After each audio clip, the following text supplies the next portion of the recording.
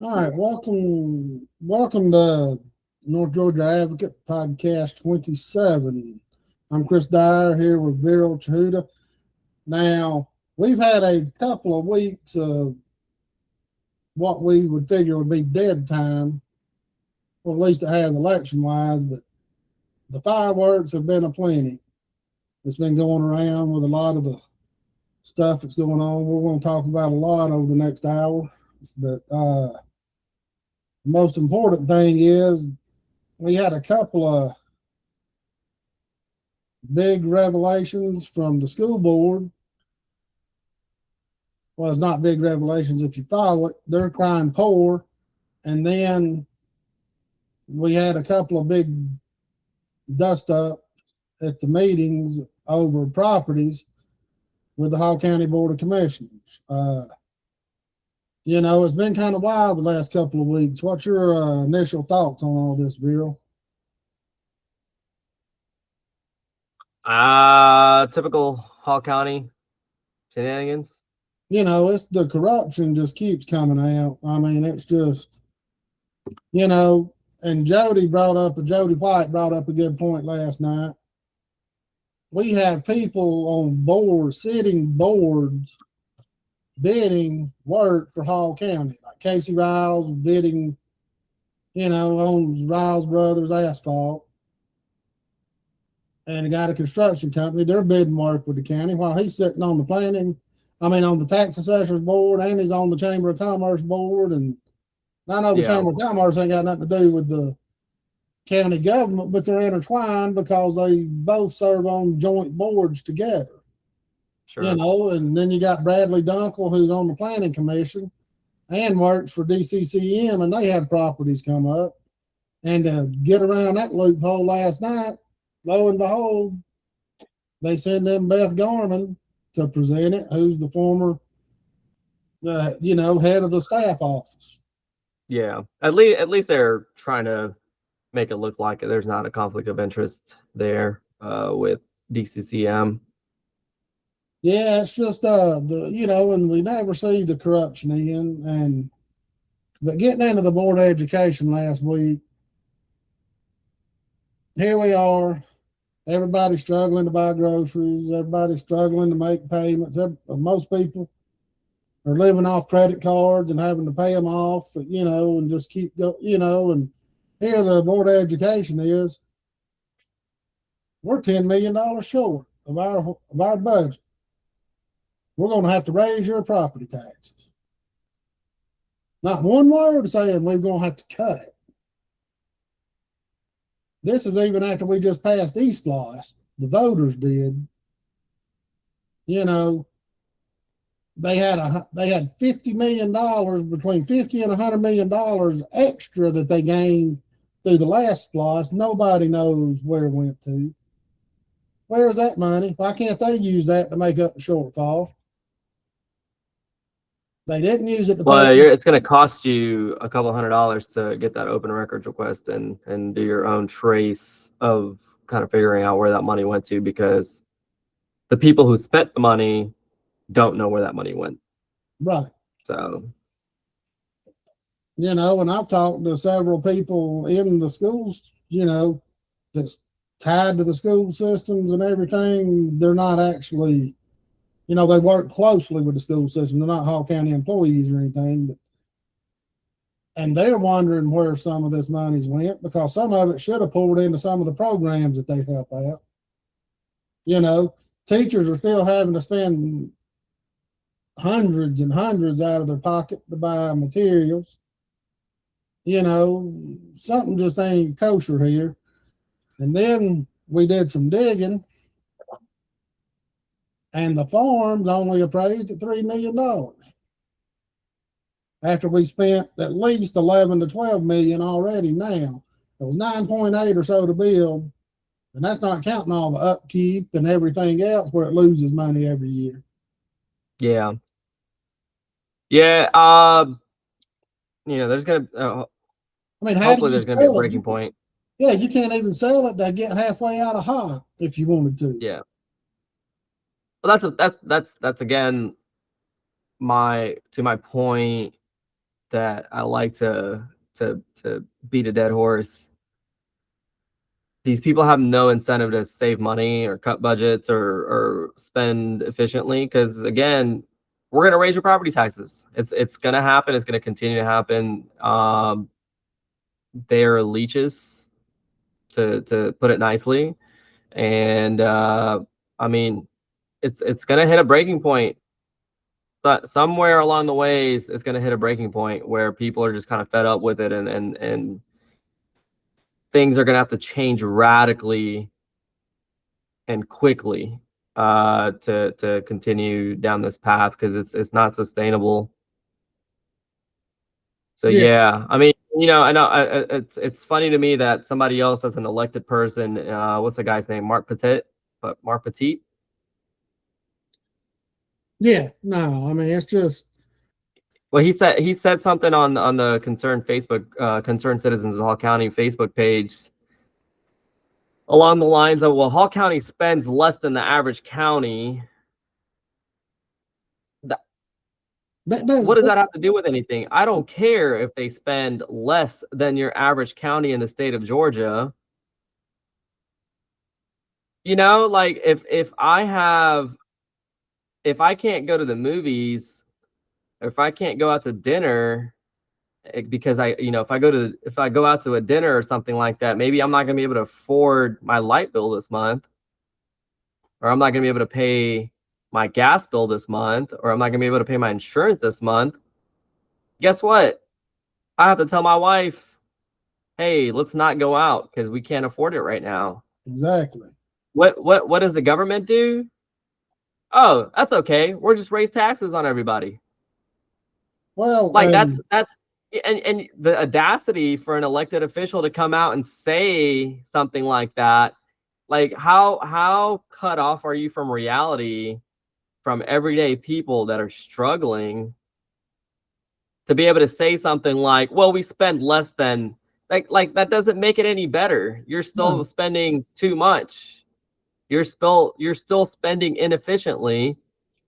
And there's got to be a point where you don't grow the budget. I don't care that you're growing at 0.7%. I don't care if you're growing at 1%. Exactly.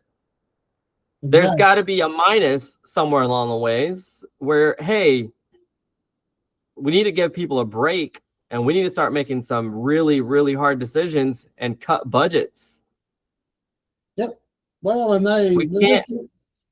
we can't keep milking the tax cattle dry at this point, because there might not be a tax cattle anymore. You're going to completely kill the economy. You're going to kill the young folks in this county. I mean, this is an issue all over the country. Let's not sugarcoat that portion of it. It's like this is a problem over the entire country. Yeah.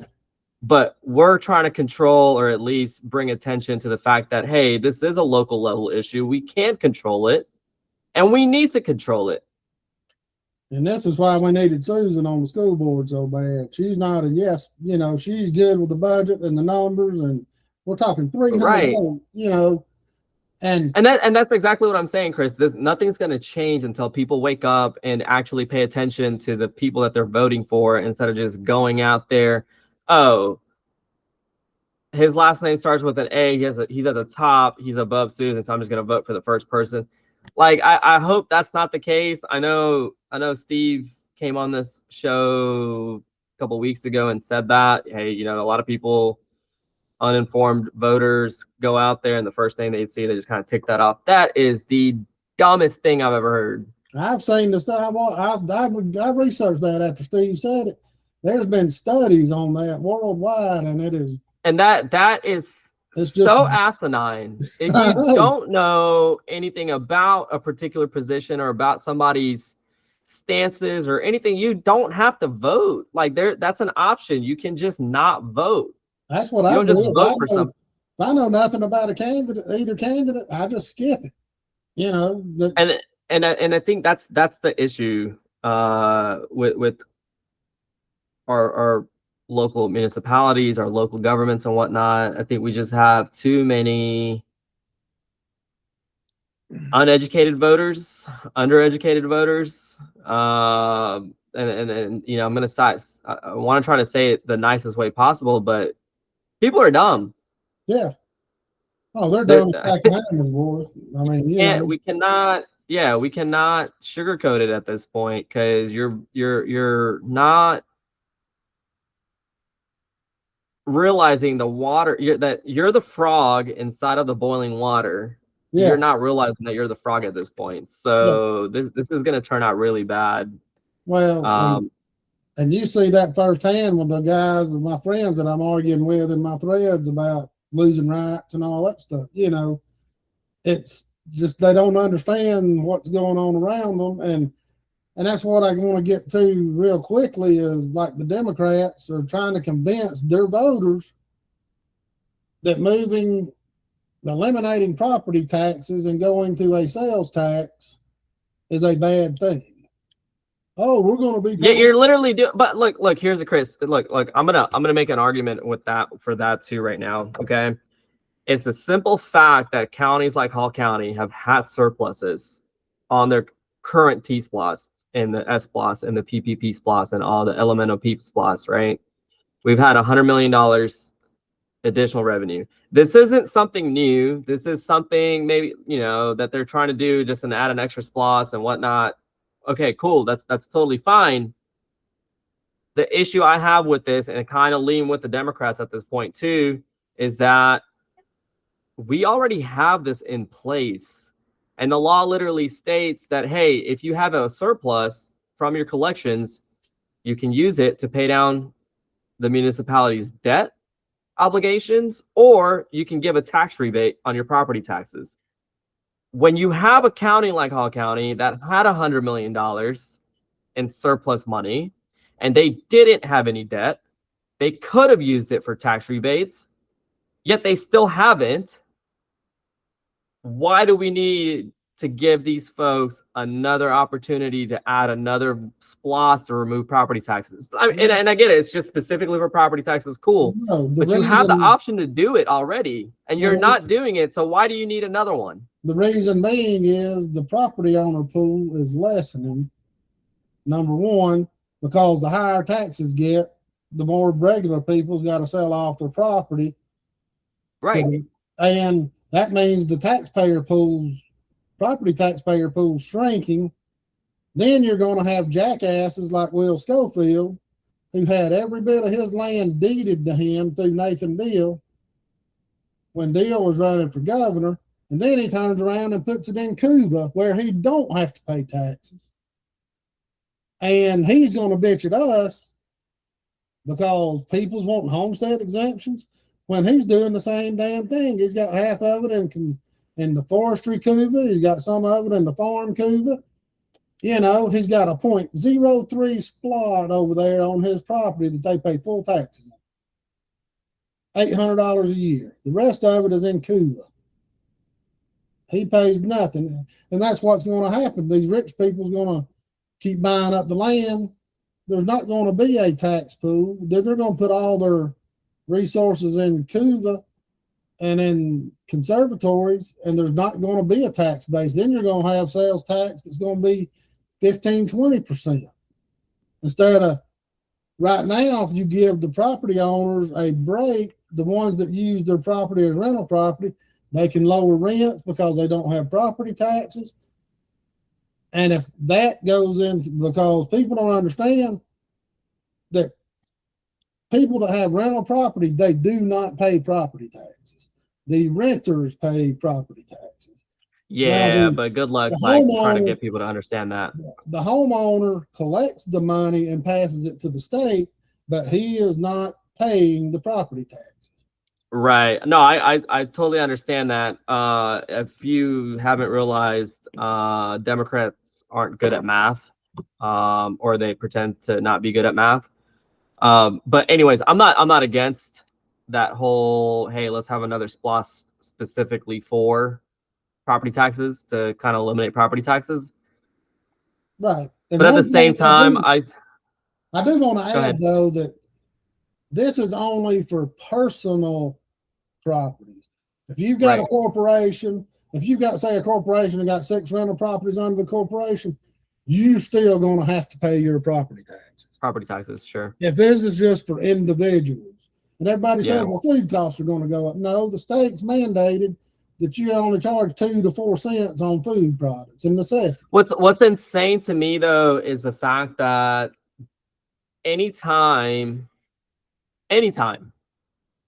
there's a slightest little possibility that property owners, personal property owners, again, not corporations, not commercial properties,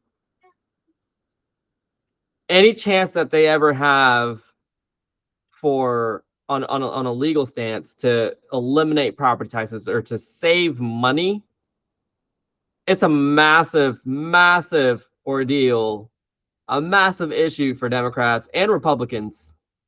Yeah. And it's just a massive argument instead of, hey, are you guys bad at math? Because this is literally what we're proposing, and you're fighting against it because we're trying to save people money. We're trying to help them keep their properties, so that way they're not losing it.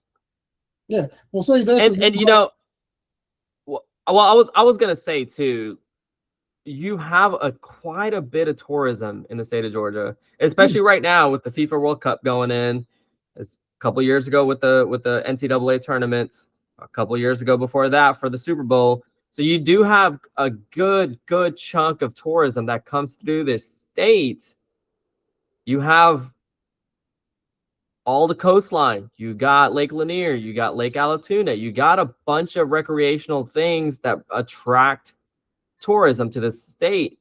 So it's not 100% funded by these poorer communities that these Democrats are pushing for, which is just absolutely asinine. But again, it works for their agenda. It works for pushing their narrative and all that BS. So they push it. Again, not doing math. They're not good at math because math would kill their narrative. Well, it was and like if Democrats actually understood math, and let me stop saying Democrats or Republicans. If these politicians actually understood math and their constituents actually understood math, this would be a no-brainer. To pass.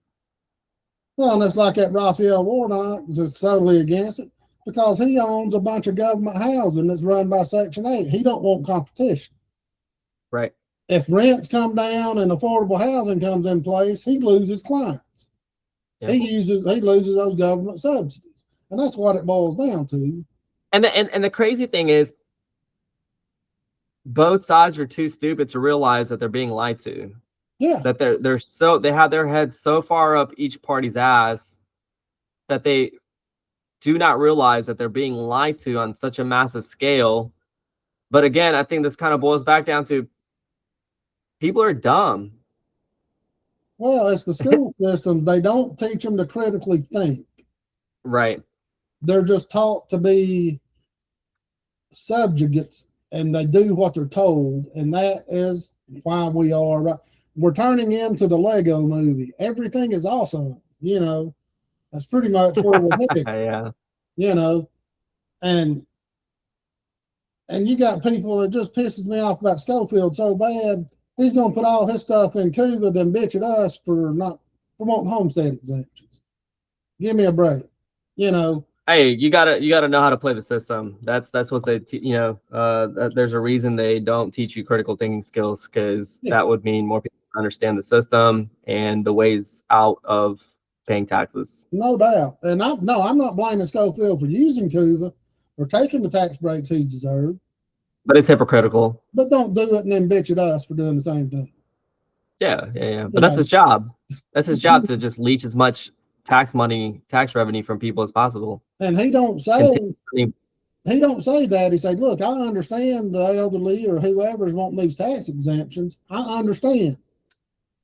He just comes out flat out bitching about it because we've got more homestead exemptions than any ever. We're getting more and more each year. Well, good.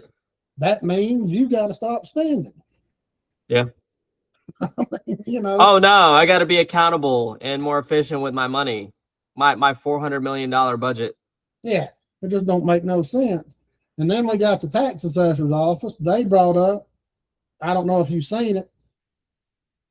They're saying it's going to cost like $1.2 million to hire people to physically go out and assess the properties, where they pay 480 million or whatever it is. Oh, 400, it's between 400 and 500,000 to GMAS, which is our tax assessor software, to do all the assessments for them, unless they get appeals or requests to physically go to the property. And what if we just do a free version via Zestimates? I mean, the On thing Zillow, like, just do Zillow's estimates for every property, and then people can appeal it. But my thing is, like Mandy Harris brought up, let's hire them full time. Don't hire them seasonal. That way, we get our money's worth. They can go to these properties. They can see anybody that's got, if they've improved their, some people's building triple decker docks and not paying for taxes. Now look, I'm all against ratting people out for improving their own property and making them pay more taxes. That's between them and the government. Yeah. I'm not saying rat people out, but I'm saying if we had the people on the ground, they could go around and be sure that people are getting building permits, or they're getting, a lot of this would take care of itself instead of depending on basically a freaking AI program that looks at your property through Google Maps or Google Earth or whatever, and they drive by it occasionally and then compares it to several properties in the neighborhood. There's like one lady got up there and said, look, my house is 60 years old. I've not made any improvements on mine. Right.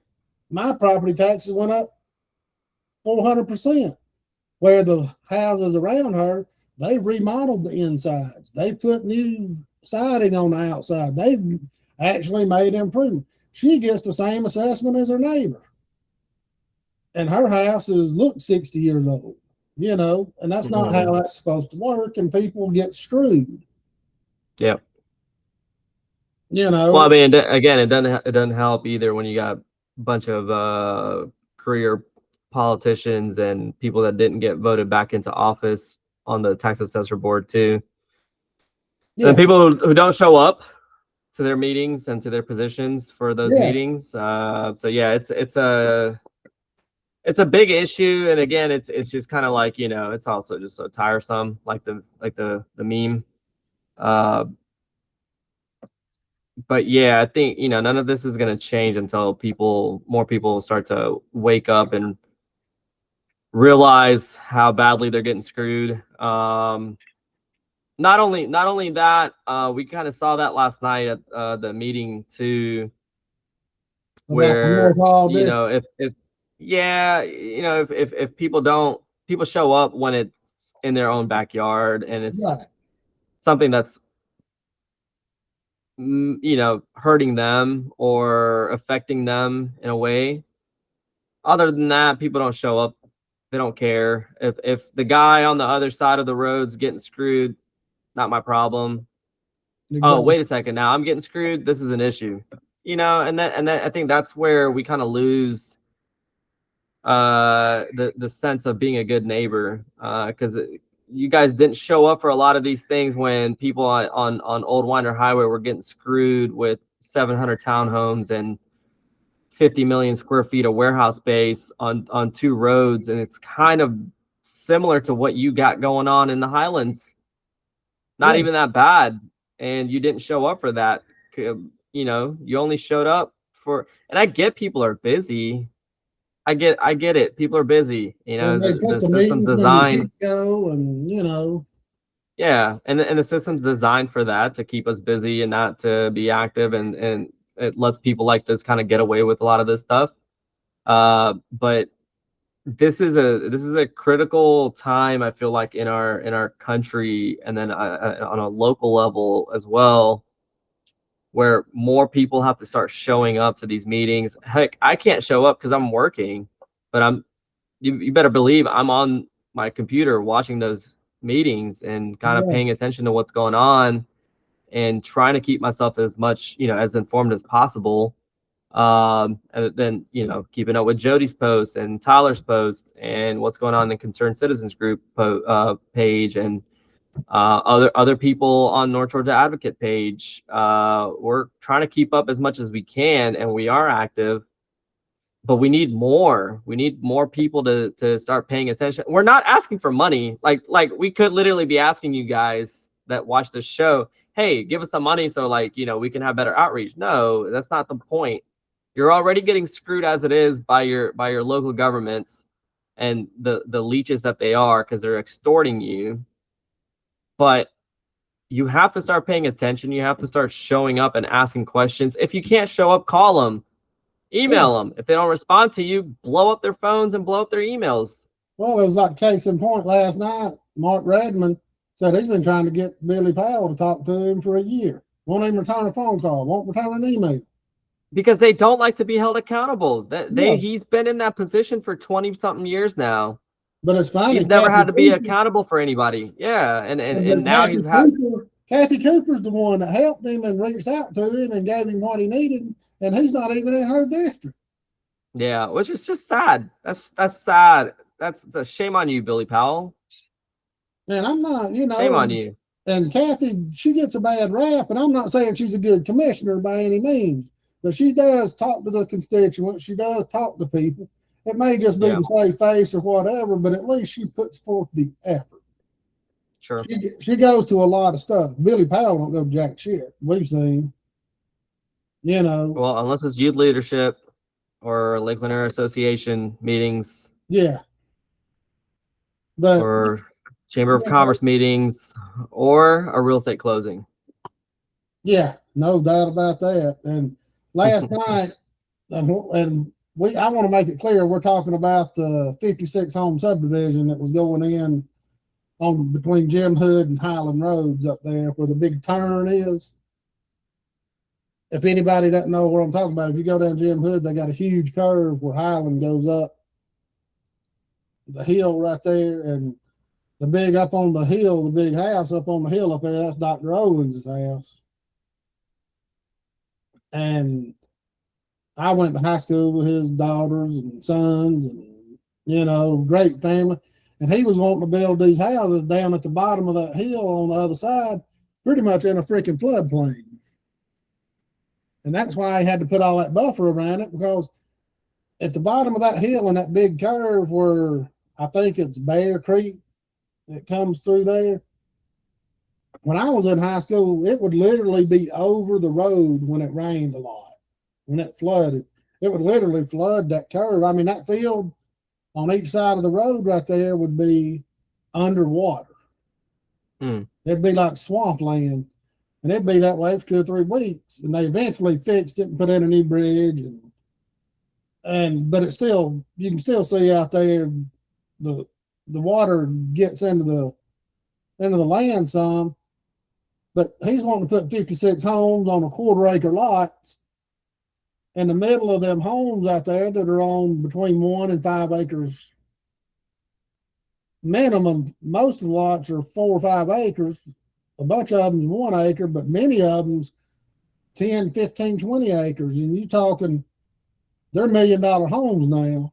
But when they were built, they were $300,000-400,000 homes. Right. Just inflation's made them all $1 million homes now. And he was wanting to put in, Kent Henderson was the builder. I've known Kent for years.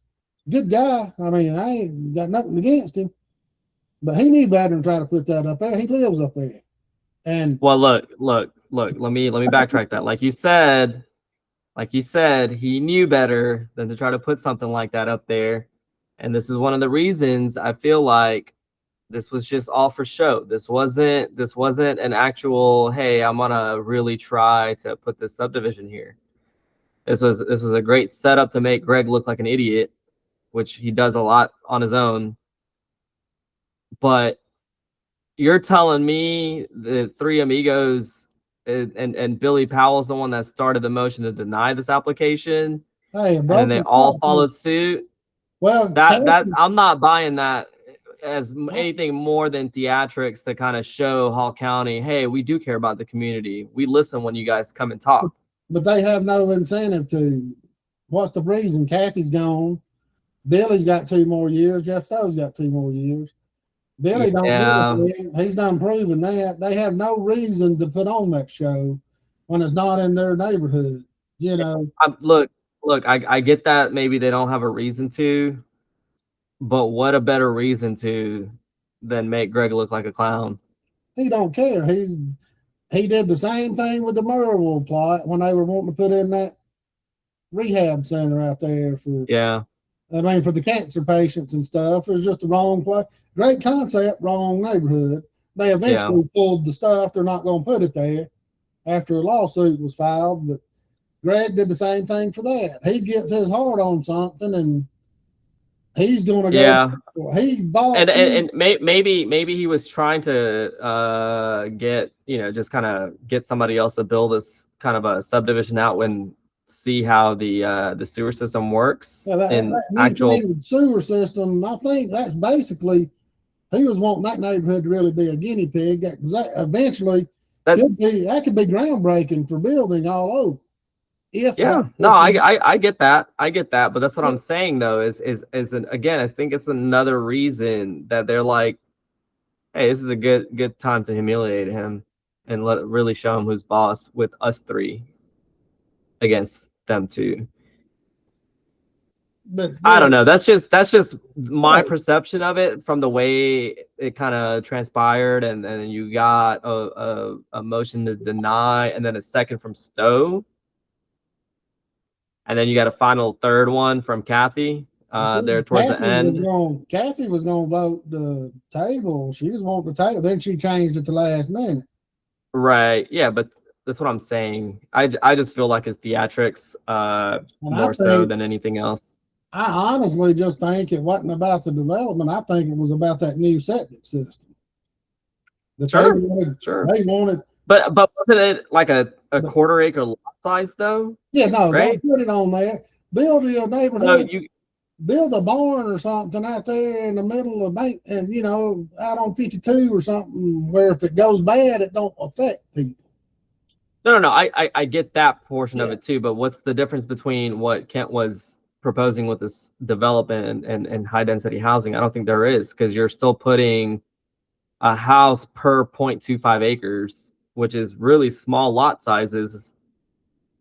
And the bare minimum, I think, or like the size of the houses were 1,200 square feet, which eventually you're going to have to put these small houses somewhere. Because I mean, I get his point too. You need, if you guys want all this affordable housing, but then you're going to tell me you can't build these small houses up here. Well, because all the other houses up here are big.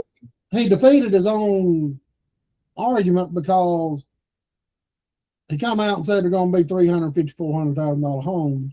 That ain't starter. Right. Yeah. Absolutely. Yeah. You don't that's a crazy number. You don't build starter homes in the middle of $1 million $1 million, that one section of land from Jim Hood to Shirley Road all the way to the Thompson Bridge is almost $1 million homes, pretty much all along the lake. You don't go in there and put in 1,200 square foot homes right in the middle of that and call them starter homes. Yeah, sure. I mean, but again, if the land's there and the landowner wants to try to do something like that, and the reason I say Kent was going for the money grab is he could have come in and built 25 homes on acre and a half lots, and it'd have passed flying colors.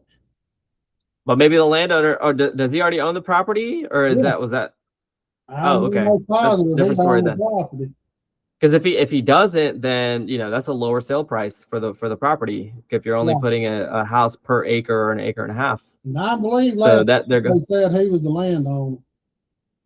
I got you. Yeah, I mean that makes a little bit more sense. And then at that point, you don't need your own little sewer system and all that crap. You can just put individual septic tanks and drain fields and whatnot. So anyways, I think I honestly, man, I mean, if you know Kent, I think Kent will be a good person to have on the podcast at some point too, just because I understand developers get a bad rap. Oh yeah. But at the end of the day, everybody's trying to make money and in the most efficient way possible. You can't really hate them for that. No.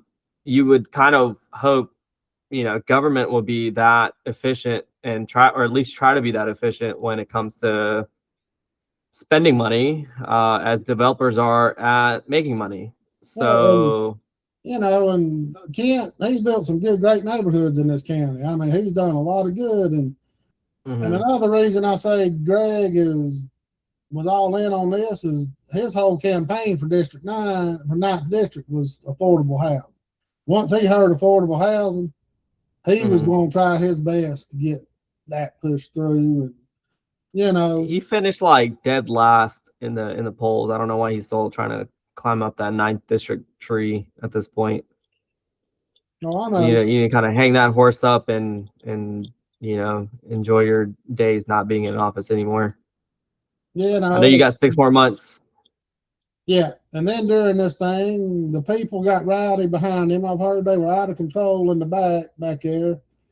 And then instead of just letting the marshals handle it, he's got to start running his mouth to them and pointing his finger at them, and and then gets quoted to say, then tells the marshal to escort people out or shut them up, or as he said, Barry looked at him and went over there talking about the head marshal, went over there and and he gets quoted in the paper saying they're chirping from afar. Well, Greg, you're chirping from behind the protection of the marshals. Come on, man. It's easy to act like a tough guy.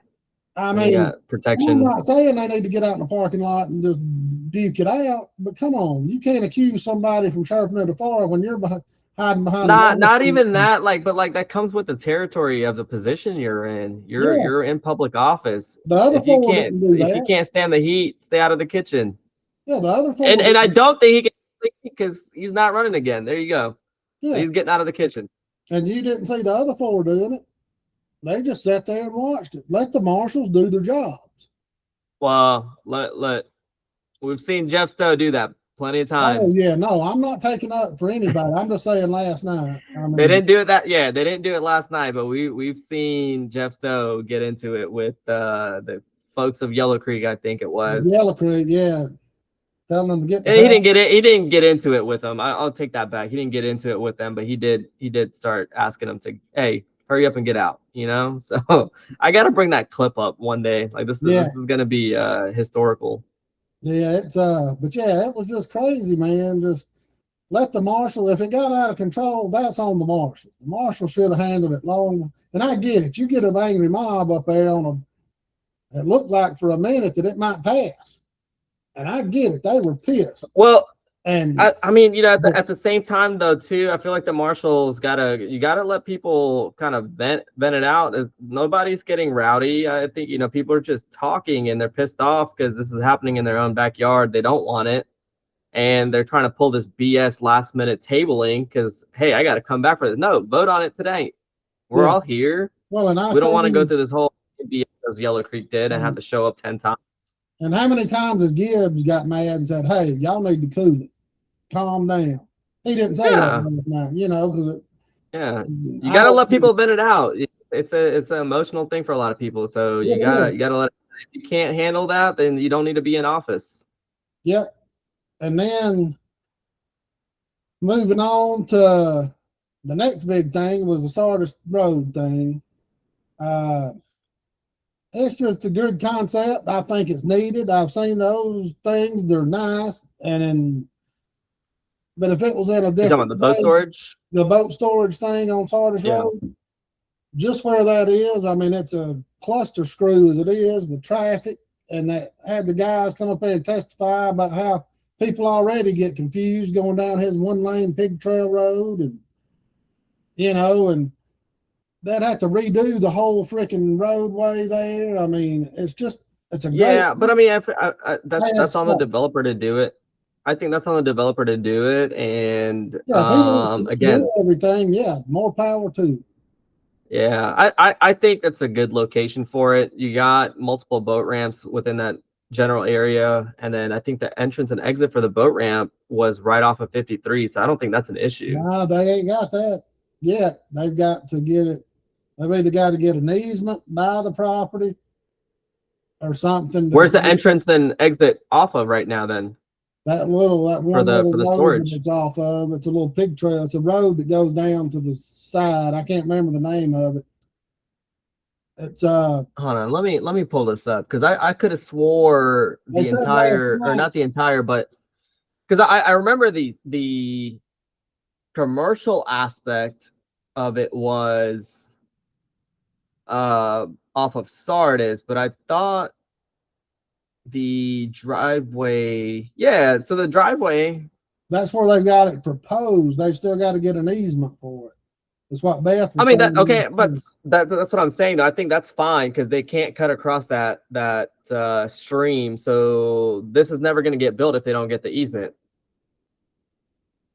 But one way or another, that boat storage or boat and RV storage, the private drive for it, the entrance and exit for it is off of 53, and I think that's totally fine. I know 53 is pretty busy from time to time too, but there's I mean, I come in and out of 53 every day from where we live, and there's gaps in between that traffic that's just completely dead. I think it's a great location for what they're proposing.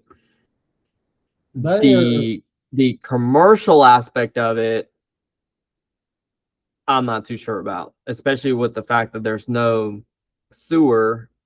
Not only that there's no sewer, but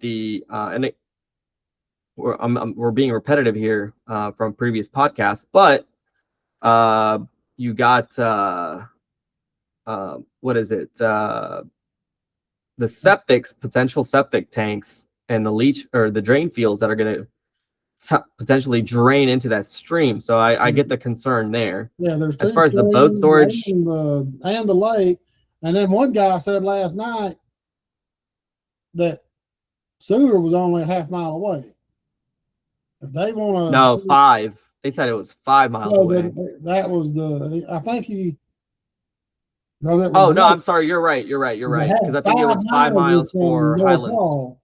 It was 5 miles from North Hall. It was a half a mile from the Sardis Road. Yeah, you're right. And that's doable. The developer, I mean, that's doable. A half a mile. Half a mile of running sewer for just 4 parcels. That's what I'm saying. I'm just saying that could be. It doesn't make financial sense. No. But they tabled it because they wanted a traffic study, and I think honestly it might be in DCCM's best interest and Billy Powell's best interest to just completely eliminate the 4 commercial parcels and just focus on the boat and RV storage. Hell, that thing alone is going to make plenty of money to where those 4 parcels aren't really even going to matter at this point. You know, because the only other boat storage over there is what, Gainesville Marina, and it stays slap full. There's no open boat. You got Gainesville Marina, and then I think you got a small Midgard storage right down the road, and then you got a couple of small uncovered nothing to spots over there. I mean, there's really no covered. Yeah, no.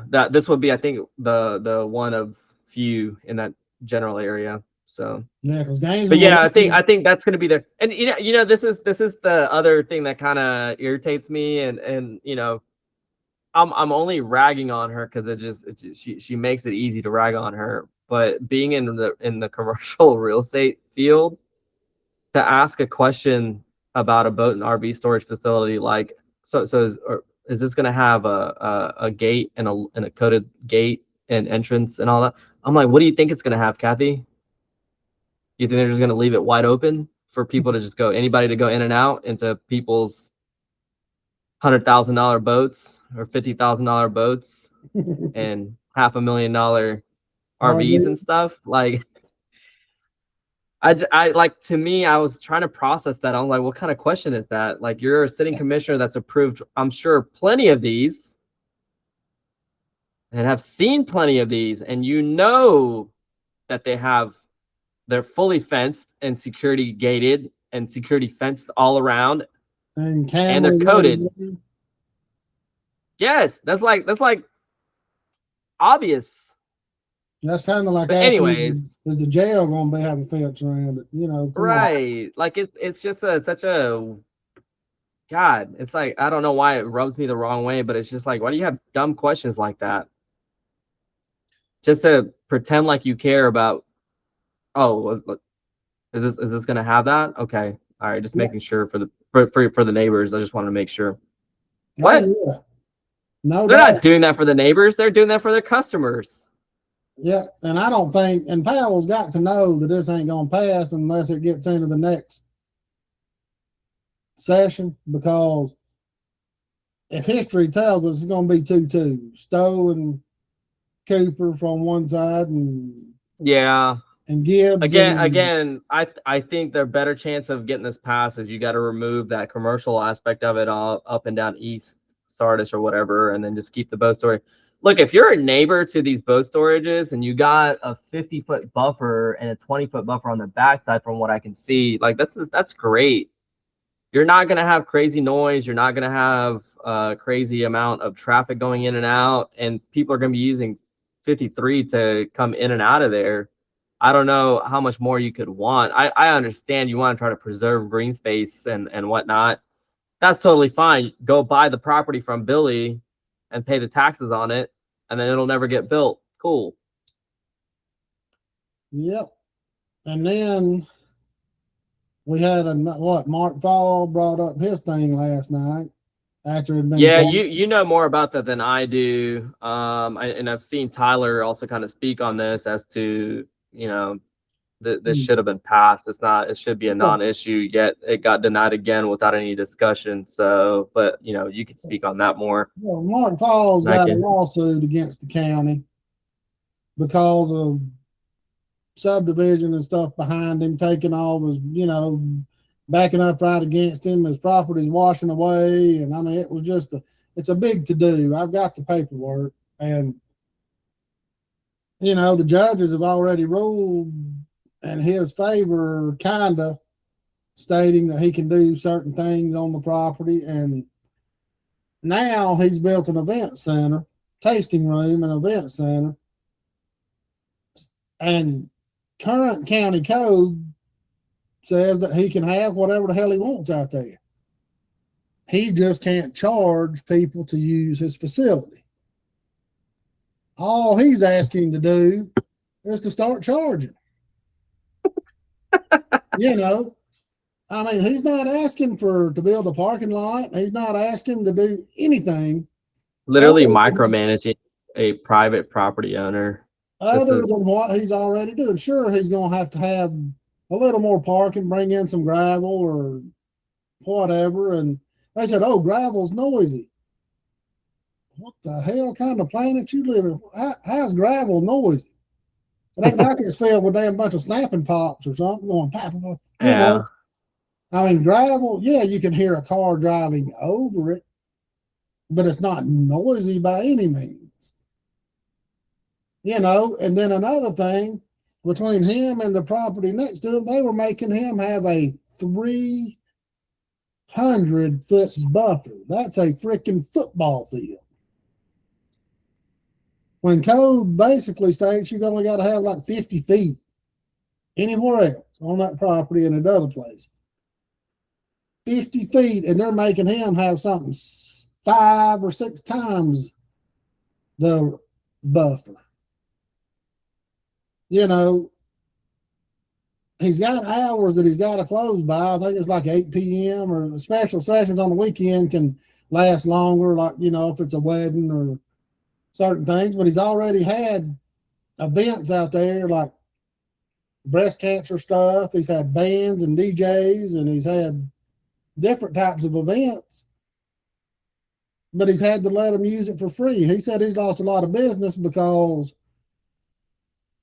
if he's not charging, they kind of think it's a Mickey Mouse place. You know what I'm saying? I mean, and there's that one lady that talked. She had a event center down the road, and she is claiming that Mark was going to charge $10,000-$15,000 to use that event center. My God, he don't have a Taj Mahal down there. Some of these bands that still travel and play like 3 doors down and all them, they play like the Boot Barn and shit. They don't pay $10,000 to. I mean, what does she think he's going to have at this place? Right. He's going to pay $15,000 to have an event at a winery. you're going to have it at somewhere big, like Gwinnett Arena or somewhere. You know what I'm saying? I mean, it just don't make sense. He's just wanting to continue doing what he does now, except make money off of it. Because the state of Georgia already limits what you can sell on site, what people can take home off site. They can't come in there and buy 2 or 3 cases of wine and take it home with them. Yeah, I think that his best bet's going to be to wait until Cooper's out of office and then hope, he can get Mark Turner's vote on that, and then Tyler's vote on it, hopefully. And then he ain't gonna get Mark Turner's vote probably because Mark's real religious, but he might. You never know. But the thing is Mark Fall was telling that endorsement's got to pay off somewhere. Yeah. And one of the ladies that spoke against it was one of Kathy Cooper's big real estate clients when she was selling real estate. So they're pretty, it was kind of like, and then what pisses you off is they just went in to vote, didn't even discuss it. They discussed it in executive session. You can bet your ass on that. They just didn't discuss it in public. Yeah. So I think doing this kind of shady stuff at a local level politics is just the lowest level. People expect it at a federal level, but you're doing this stuff at a local level and literally trying to micromanage a private property owner, what they can and can't do. I don't know, man. If I was Mark, I would be trying to figure out a different way of just charging people. Yeah. Hey, no problem. You can have your event here, but the wine's going to cost you $1,000 a bottle. Well, or $500 a bottle. And one thing I would have pointed out if I'd have been there, you think about this when you're not really involved, but they got the Smith Gall Arts Center right up here, the Botanical Gardens right up the house, right up the road from where I live. They built a freaking amphitheater and they had concerts there left and right, neighborhoods all the way around. They gave the Smith Galls what the hell they wanted or their estate when they built that, the Botanical Gardens. Fall's not built. He didn't build an amphitheater that seats 500-600 people. He's not having Loretta Lynn and Crystal Gale and big country stars come down there and play music. He's just wanting to have weddings and bar mitzvahs and, different things. And not even to discuss it. That's a slap in the face. Yeah. For a constituent that you're supposedly representing. Yeah, no, I mean, at least they could have done is put on the Dog and Pony Show and talked about it. But they couldn't because they had no legitimate reason to deny it. So, and the last thing that I wanted to get into, and the other night they had about 60 people show up for the thing about the courthouse. They're going to have 2 more public meetings, July 8th and August the 15th or 23rd or something. I've got it written down somewhere, and it's shared in North Georgia Advocate Facebook group. But,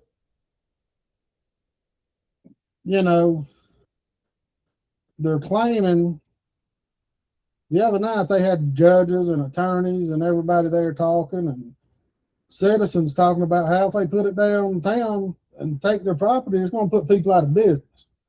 They're not going to, because the way property's gotten is like me, if I sold my house, I could get a lot of money for it. But the question is, what the hell can I replace it with? Because the other property's so high. You know what I'm saying? I mean, if they go and we found out that the city don't need the Grubbs Market deal. They don't want the Grubbs Market. They'd already had plans to build without it. So we already know they put the cart above the horse stat. And now they're saying that it's going to take up to 10 years to build this courthouse. And they're still trying to tell people it's going to cost $125 million to build. Nah, not possible. We knew that was a lie to start with, and everybody says, "Oh, that's on top of the SPLOST money." No, it's not. They're taking the 125 out of SPLOST to use. The county never said they were going to use any money other than SPLOST money.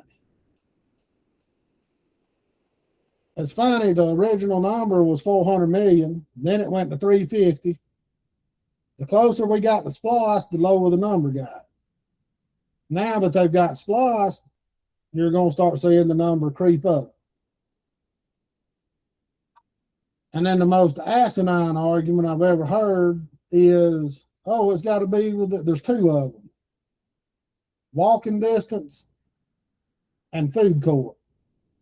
There's nowhere to eat.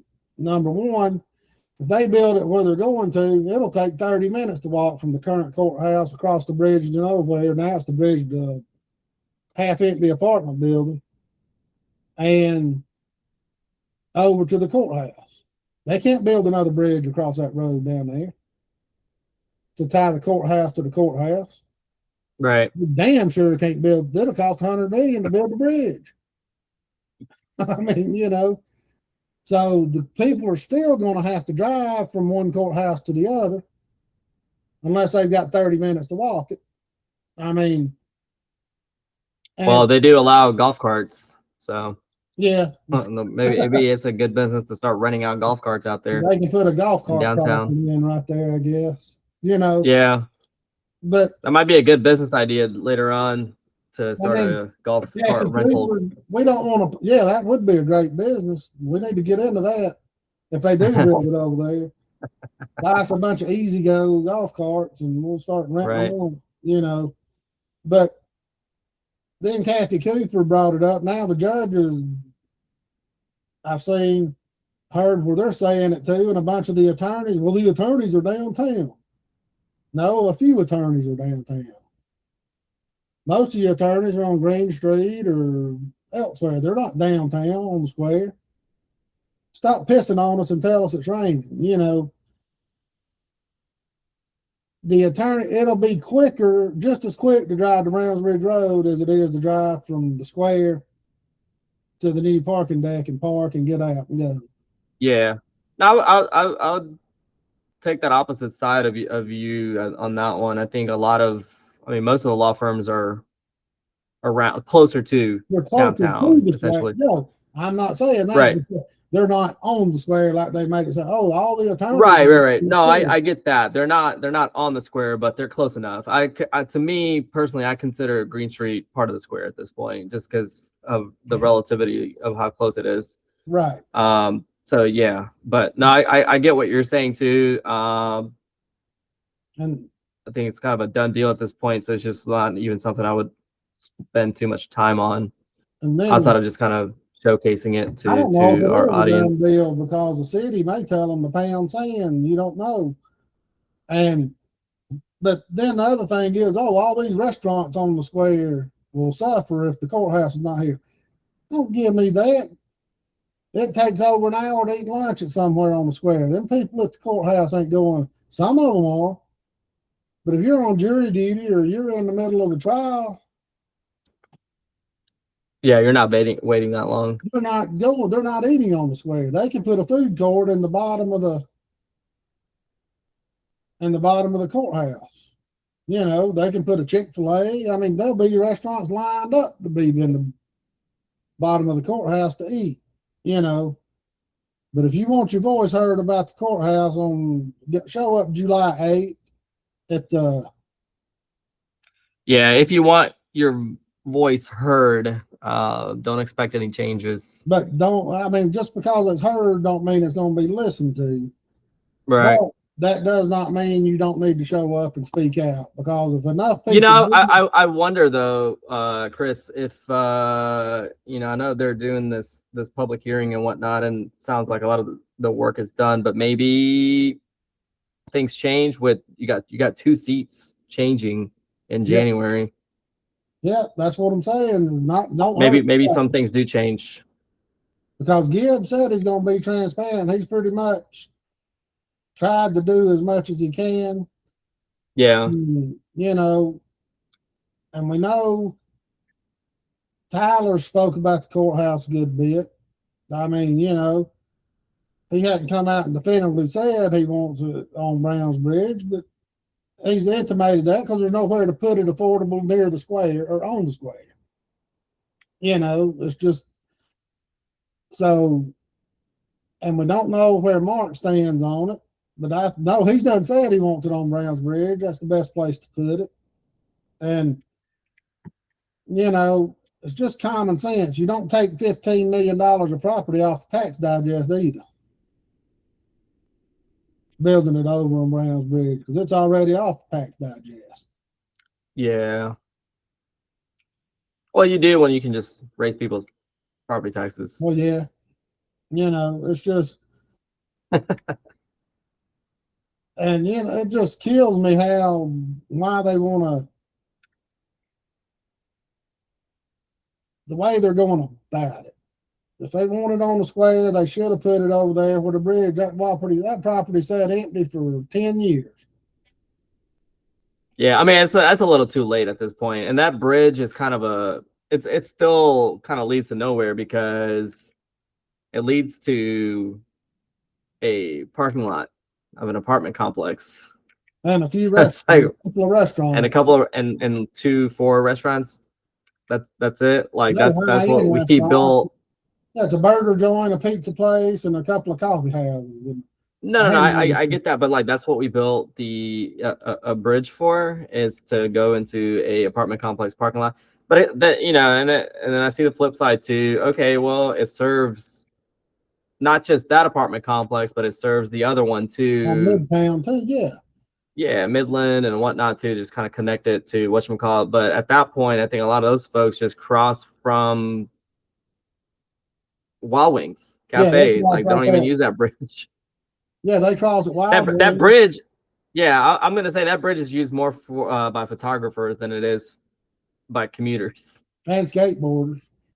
And skateboarders. There you go. Yeah. So that's, you know, like I'm glad we spent money on that bridge. Well, it's like that parking deck they built across from Long Street Clinic and next to the hospital, right there where they closed the road off, cutting. I can't remember the name of it.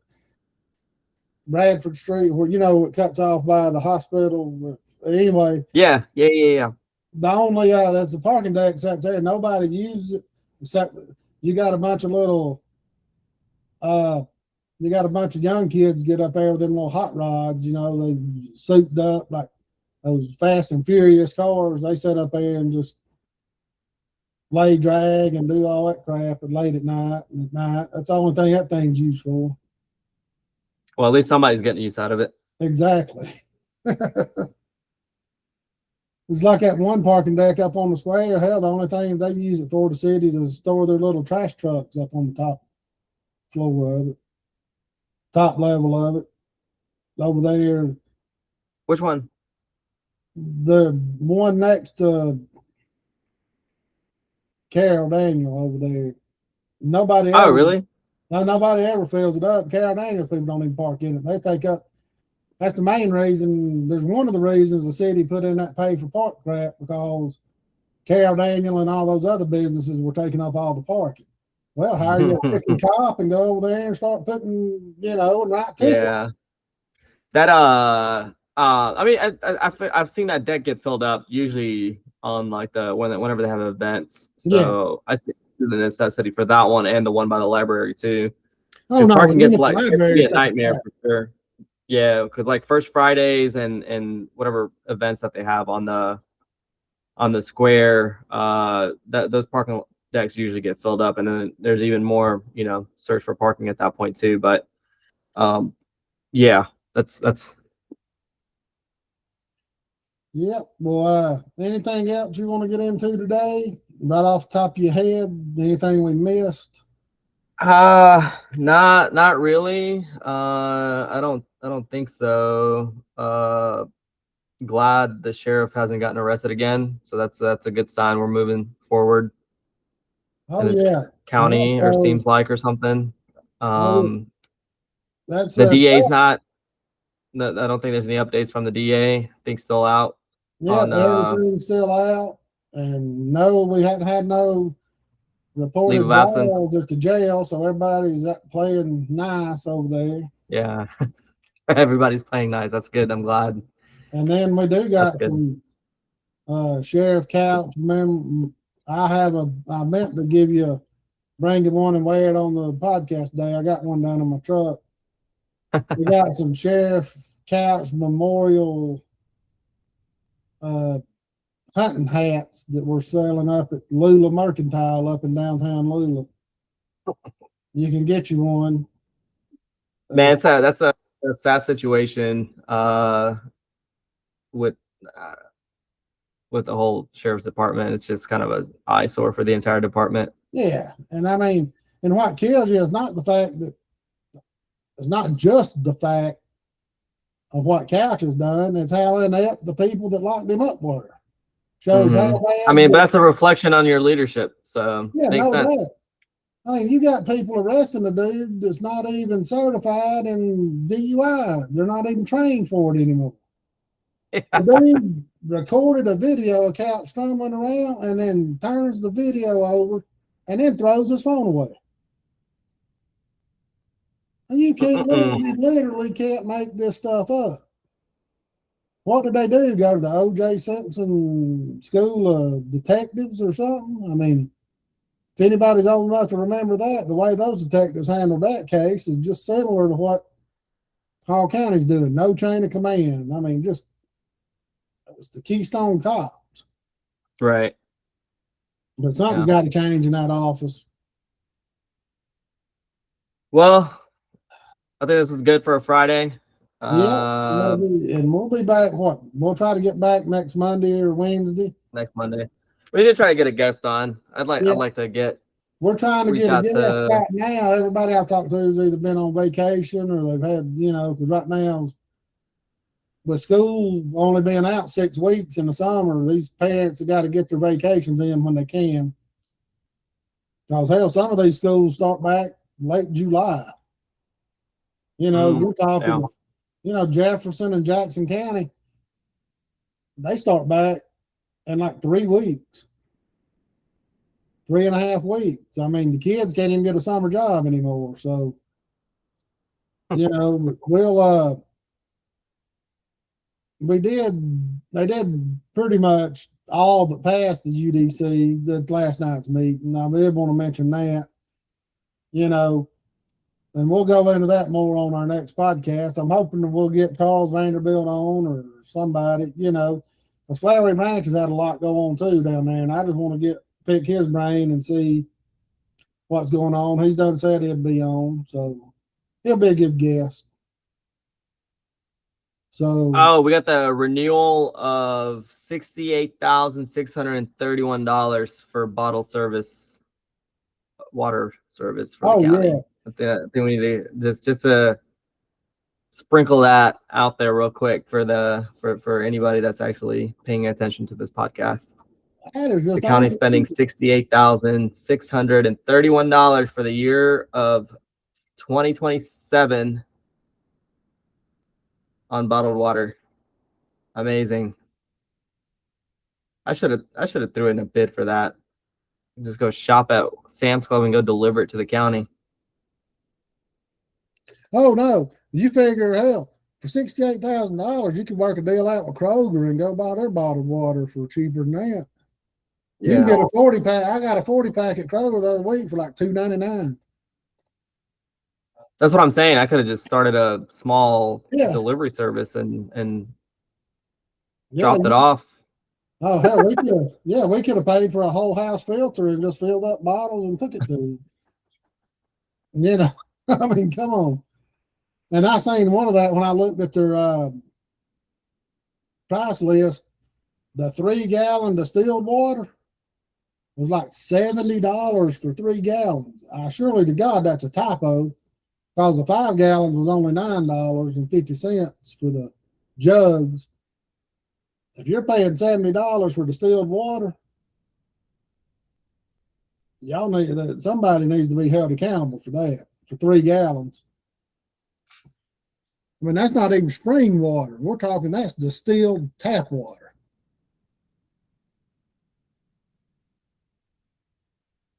And also, Just on trying to that go over all note, these contracts I got awarded yesterday. yeah, no, it was crazy. Didn't even talk about none of them. And the Riles brothers and did pull a good old boy thing yesterday. The Riles wasn't on the list of people to be able to contract to do the emergency paving, some of the paving and road work. And Poole had one of his buddies he went to church with that works for the Riles be able to speak and wonder why they wasn't on that list. You know, come on, conflict of interest much here. Oh, he's a good old boy. He even said it in the thing.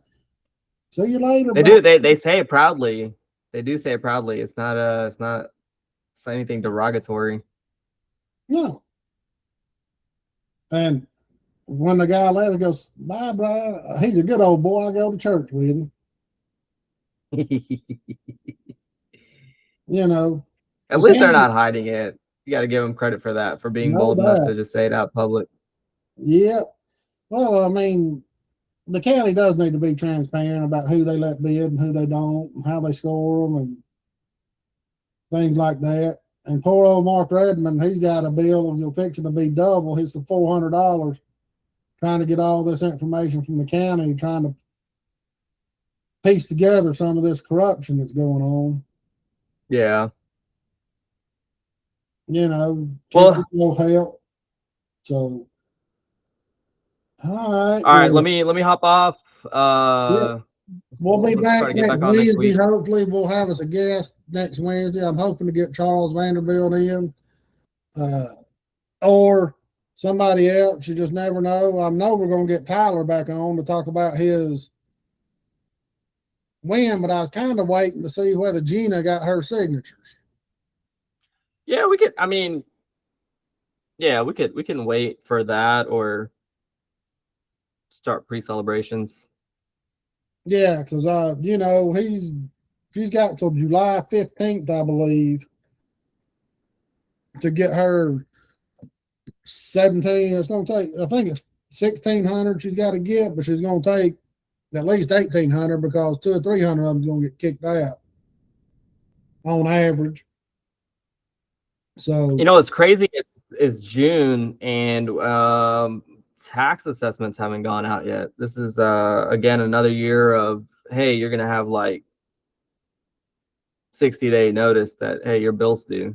Yeah, supposed to, because I thought it's supposed to go out in May, March, April, May, like earlier in the year, so that people can, you know, have time to appeal it and do all the things. The city, the county, and the Board of Education said they still don't know what they're going to charge. They can't do anything until they get their stuff back.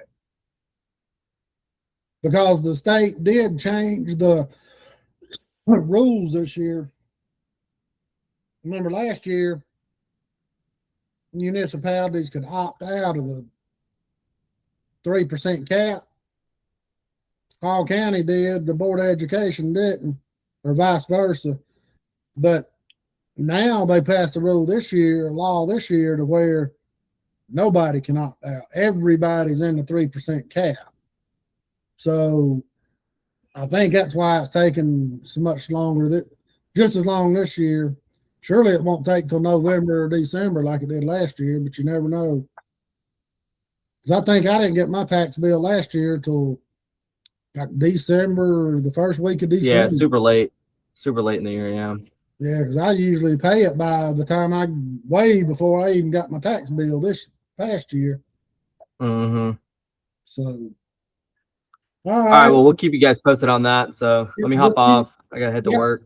Y'all keep checking up on the website and Facebook group, and we'll have updates all the time, and we'll see y'all next week.